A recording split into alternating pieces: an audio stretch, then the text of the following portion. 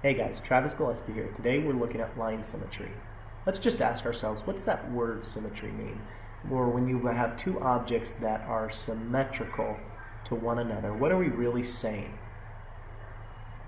Well, what we're saying here is if I have an object such as, I don't know, let's just take a square here, and I were to cut it in half, well, it's saying that one half of this figure is a mirror image of the other half, and we're pretending that this is a perfect square. So this half should be the same as this half here.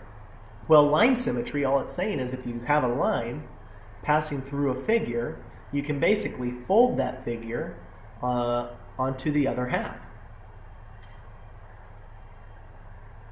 Well, line symmetry, all it's really saying is if you draw a line through an object or a figure, you could fold that figure in half and you would have a perfect match. Or you could take one figure and reflect it across a line, and again, you would still have a perfect match on the other side. So another way of thinking about it is that this half here is congruent to the other half on that line of reflection or that line of symmetry.